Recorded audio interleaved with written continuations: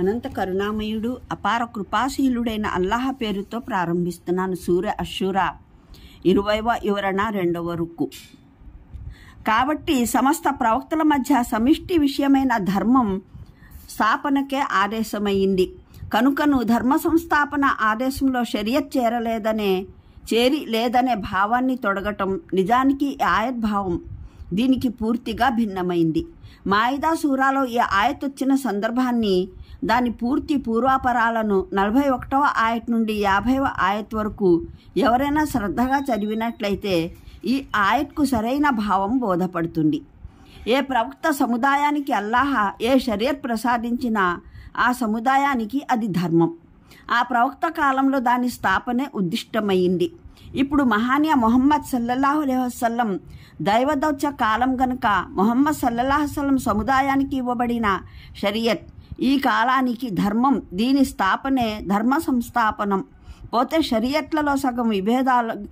షరియత్లలో గల విభేదాలను పరిశీలిస్తే దైవం పంపిన షరియత్లు పరస్పరం విరుద్ధమైనవి కావనే భావం తేటతెల్లమవుతుంది. నిజానికి వాటిలోని నిమ్న విషయాలలో పరిస్థితుల రీత్యా కొంత వ్యత్యాసం ఉండిందని భావం. ఉదాహరణకు నమాజ్, రోజాలనే గమనించండి. నమాజ్ సమస్త షరియత్లలో విధి అయినదే, కానీ దాని హిబ్లా అన్ని షరియత్లలోనూ ఒకటే కాదు. దాని సమయాలు, రకాట్లు, అంశాలలోనూ వ్యత్యాసం ఉండేది. అలాగే రోజారతం కూడా అన్ని షరియత్లలోనూ విధి అయినదే, కానీ రంజాన్ 30 రోజాలు ఇతర షరియత్లలో ఉండేవి కావు. దీన్ని బట్టి నమాజ్, రోజాలైతే ధర్మ సంస్థాపనలోని భాగాలే, కానీ ప్రత్యేక రీతిలో నమాజ్ చేయడం, ప్రత్యేక కాలంలో రోజా పాటించడం ధర్మ సంస్థాపనలోని భాగం కాదనే ఫలితాన్ని రాబట్టడం సరైనది కాదు. దీన్ని బట్టి వెల్లడయ్యే సరైన ఫలితం ఏమిటంటే, ప్రతి ప్రవక్త సముదాయానికి ఆ కాలపు షరియత్ ప్రకారం నమాజ్, రోజాలకు ఏ నియమాలు నియమించబడ్డాయో వాటి ప్రకారమే ఆ కాలంలో నమాజ్ చేయడం, రోజా పాటించడం ధర్మ సంస్థాపనం. ఇప్పుడు ధర్మ సంస్థాపనం అంటే ఈ ఆరాధనాలకు మహానీయ ముహమ్మద్ సల్లల్లాహు అలైహి వసల్లం షరీయత్లో ఏ నియమాలు ఉన్నాయో వాటిని నిర్వర్తించడమే ధర్మ సంస్థాపనం అన్నమాట. ఈ 2 ఉదాహరణల ద్వారానే ఇతర సకల షరియత్ ఆదేశాలను గురించి ఊహించుకోవచ్చు. దివ్య ఖురాన్ని ఎవరైనా సరే కళ్ళు తెరిచి చదివినట్లయితే ఒక విషయం అతి స్పష్టంగా జ్యోతికమవుతుంది. ఈ గ్రంథం తన విశ్వాసులను తిరస్కార ప్రజలకు పాలితులుగా ఊహించుకొని లొంగుబాటు మనస్తత్వంతో మతపరమైన జీవితాన్ని గడిపే కార్యక్రమాన్ని ఇవ్వదు. అతి బహిరంగంగా ఇది తన ప్రభుత్వను నెలకొల్పాలని కోరుకుంటుంది. ఇది తన అనుయాయుల్ని కోరుతుంది. వారు సత్యధర్మానికి ఆలోచనాత్మకంగా, నైతికంగా, సాంస్కృతికంగా, చట్టపరంగా, రాజకీయంగా అన్ని విధాల ఆధిక్యత అందజేయడానికి ప్రాణాలొడ్డి పోరాడాలని ఆశిస్తుంది. అది మానవాళి సంస్కరణకు సంబంధించిన ఒక కార్యక్రమాన్ని వారికి అప్పజెపుతుంది. దాన్ని అధికాంశం అమలుపరచడానికి ప్రభుత్వ అధికారం విశ్వాసుల హస్తగతమై ఉండటం అవసరం. అప్పుడే దాన్ని అమలుపరచడం సాధ్యమవుతుంది. ఈ గ్రంథం తన అవతరణకు కారణం ఇలా తెలుపుతుంది.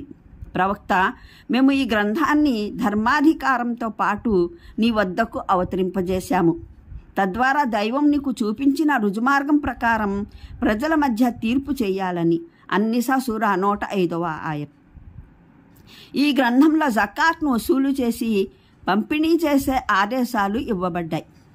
వాటి ప్రకారం దాని వెనకాల అతి స్పష్టంగా ఒక ప్రభుత్వ భావన ఉంది. అది ఒక నిర్ణీత నియమం ప్రకారం జకాత్ వసూలు చేసి అర్హులైన వారికి అందజేసే బాధ్యత చేపట్టవలసి ఉంటుంది. అత్తోబా 60:103 ఆయట్లు. ఈ గ్రంథంలో వడ్డీని నిషేధించే ఆదేశాలు ఇవ్వబడ్డాయి. వడ్డీ తినడాన్ని మానుకోని వారికి వ్యతిరేకంగా యుద్ధ ప్రకటన చేయడం జరిగింది. అల్-బఖ్రా సూరా 275వ ఆయత్, 279 ఆయత్. ఇది అమలు జరగటం అంటే దేశ రాజకీయ ఆర్థిక వ్యవస్థ పూర్తిగా విశ్వసించిన వారి చేతుల్లోకి రానిదే సాధ్యపడదు. ఈ గ్రంథంలో హంతకుని నుండి కిసాస్ హత్యా పరిహారం స్వీకరించే ఆదేశం ఉంది. అల్-బఖ్రా సూరా 178 ఆయత్. దొంగతనానికి చెయ్యి నరికే ఆదేశం ఉంది. అల్మాయిదా సూరా 38వ ఆయత్. వ్యభిచారానికి, అబద్ధపు నిందారోపణకు దైవ నియమానుసారం హద్ శిక్ష విధించడం జరిగింది. అన్నూర్ సూరా 2-4 ఆయట్లు. ఈ ఆదేశాలను నమ్మేవారు తిరస్కారుల పోలీసు వారి న్యాయస్థానాలకు లోబడి జీవిస్తారన్న ఊహతో ఇవి ఇవ్వబడలేదు. ఈ గ్రంథంలో తిరస్కారులతో యుద్ధం చేసే ఆదేశం ఇవ్వబడింది. అల్బఖ్రా సూరా 190-216 ఆయట్లు. ఈ ధర్మావలంబీకులు తిరస్కారుల ప్రభుత్వంలో సేనను నెలకొల్పి ఈ ఆదేశ పాలన చేస్తారని భావించి ఈ ఆదేశం ఇవ్వబడలేదు. ఈ గ్రంథంలో గ్రంథవహుల నుండి జిజియా గ్రహించవలసిందని ఆదేశమైంది. అత్తోబా సూరా 29వ ఆయత్. ముస్లింలు తిరస్కారుల పాలిత ప్రజగా ఉంటూ వారి నుండి జిజియా వసూలు చేస్తారని, వారిని కాపాడే బాధ్యత నిర్వర్తిస్తారని ఆశించి ఈ ఆదేశం ఇవ్వడం జరగలేదు. ఈ వ్యవహారం కేవలం మదనీ సూరాల వరకే పరిమితం కాదు. మక్కీ సూరాలలోనూ కళ్ళున్న వారికి అతి స్పష్టంగా ఈ వ్యవహారం గోచరిస్తుంది. ఆది నుంచి దృష్టిలో ఉన్న ధార్మిక రూపకల్పన ఏమిటంటే ధర్మం అధికారం పొందుతుందన్నదే. తిరస్కార పాలనకు లోబడి ధర్మావలంబీకులు జిమ్మీలుగా మారి జీవించాలన్నది కాదు. ఉదాహరణకు చూడండి, ఖురాన్ అవగాహనం సంపుటి 4 బనీ ఇస్రాయిల్ పాద సూచికలు 89, 99, 101, సంపుటి 6 అల్హసస్ పాద సూచికలు 104, 105, అర్రూమ్ పాద సూచికలు 1, 3, ఆసాఫాత్ 171, 179 పాద సూచికలు 93, 94,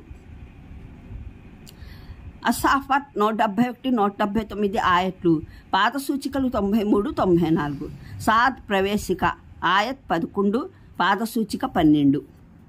అన్నింటినీ మించి ఈ అన్వయింపులో గల తప్పుకు ప్రతికూలంగా నిలిచేది స్వయంగా ప్రవక్త మహానీయులు సల్లల్లాహు అలైహి వసల్లం నిర్వర్తించిన దైవదౌత్యపు 23 ఏళ్ల మహోత్కృష్టమైన కార్యం.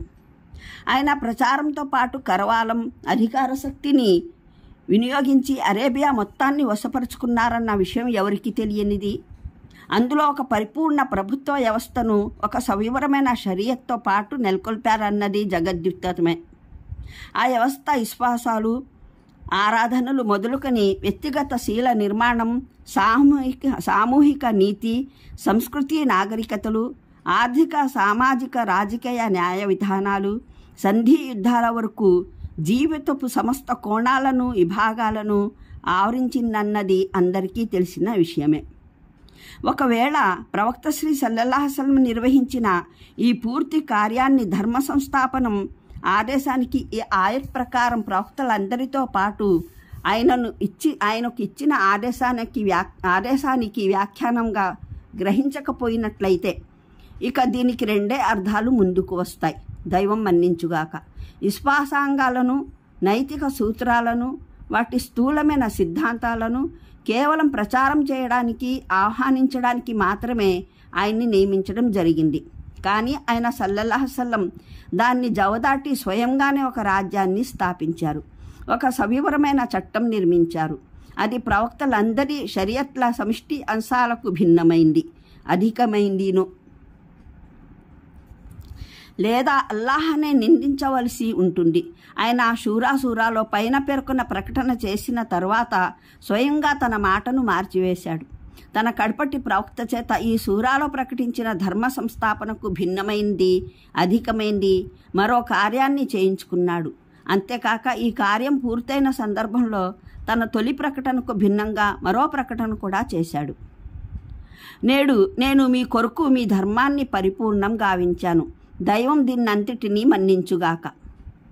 ఈ 2 మార్గాల్లో ఏదో ఒకటి అనుసరించడం తప్ప గత్యంతరం లేదు. ధర్మ సంస్థాపనకు పై పంక్తుల్లో ప్రస్తావించిన భావన అన్వయాన్ని అంగీకరించినట్లయితే అల్లాహ్ పైనో లేదా ఆయన ప్రవక్త పైనో ఎటువంటి నిందారోపణ రాకుండా ఉండగలగటం సాధ్యం కాని విషయం. అలాంటి ఆరోపణ రాని మరో మార్గం ఉందంటే మేము దాన్ని తెలుసుకోవడానికి సదా సిద్ధమే. అనంత కరుణామయుడు, అపార కృపాశీలుడైన అల్లాహ్ పేరుతో ప్రారంభిస్తున్నాను. సూర అష్షూరా 20వ వివరణ 2వ రుక్కు. కాబట్టి సమస్త ప్రవక్తల మధ్య సమిష్టి విషయమైన ధర్మం స్థాపనకే ఆదేశమైంది.